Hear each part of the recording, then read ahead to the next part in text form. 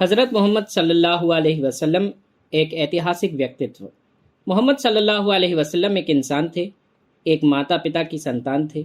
वह संसार में रहे जैसे इंसान रहता है, फिर 63 वर्ष की आयु में इस संसार से विदा हो गए और अपने पीछे दो चीज़ें छोड़ गए।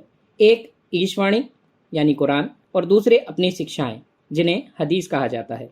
हम जब धर्मों का इतिहास पढ़ते हैं तो पता चलता है कि धर्म ग्रंथ और धर्मगुरु दोनों को लोगों ने या तो एकदम भुला दिया या उनकी शिक्षाएं अपने असल रूप में बाकी नहीं रहीं।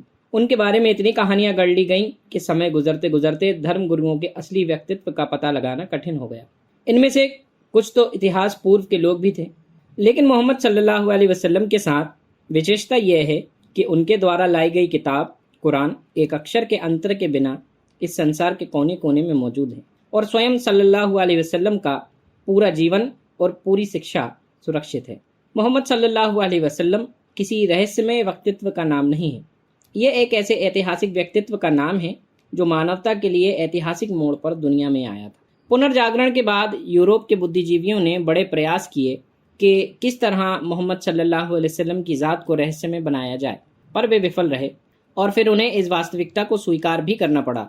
थॉमस कार्लाइल ने कहा, इस व्यक्ति यानी मोहम्मद सल्लल्लाहु अलैहि वसल्लम के चारों ओर झूठ का जो ढेर इकट्ठा किया गया वह स्वयं हमारे लिए अपमानजनक है।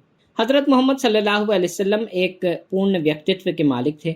उनकी जीवनी के अध्ययन से पता चलता है कि आपने एक सफल नेतृत्व प्रदान किया था, पिता के रूप में, पति के रूप में, राजनेता के रूप में, व्यापारी, सेनापति, न्यायाधीश और गरीबों और कमज़ोरों के मसीहा के रूप में।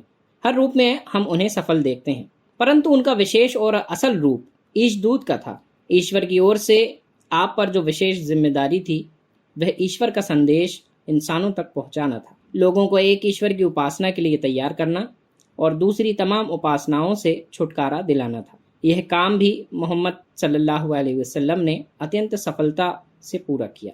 आज के इस एपिसोड में बस इतना ही।